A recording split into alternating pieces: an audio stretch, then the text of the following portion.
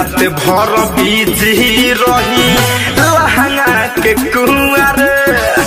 चोली में बरतिया तुहरा कति धुआं धुआं रे रात भर बिजी रही लहंगा के कुंवर चोली में बरतिया तुहरा कति धुआं धुआं रे तोरा धुआं पखाइया बोले बरतिया पी के टोटल सिकरे कि आज मजाली है भरपेट बरतिया पी के टोटल सिकरे कि आज मजाली है भरपेट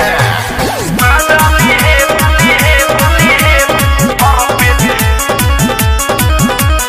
मजाली है भरपेट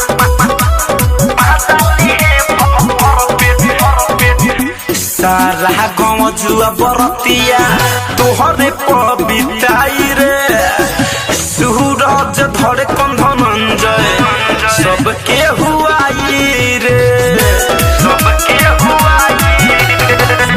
सारा गाँव जुआ बरतिया तोहरे पबिताई रे सूरज धरे कंधनंजय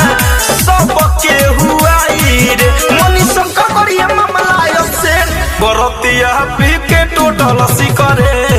कि आज मजाली है भरपेट बरतिया पी के टोटल सिकरे कि आज मजाली है भरपेट तोहर जवानी बचल सबके नजर में गहर तोहर चलते रे पुचिया पूरा ग्राउंड भरल सब चक जाई तोहर तले बरतिया पी के टोटल सिकरे कि आज मजाली है भरपेट बरतिया पी के टोटल सिकरे कि आज मजाली है भरपेट। आरसीएम म्यूजिक न्यू ऐप अभी डाउनलोड कीजिए हमारे गूगल प्ले स्टोर से और पाए भोजपुरी लोकगीतों का एक से बढ़कर एक ऑडियो वीडियो सॉन्ग बिल्कुल मुफ्त।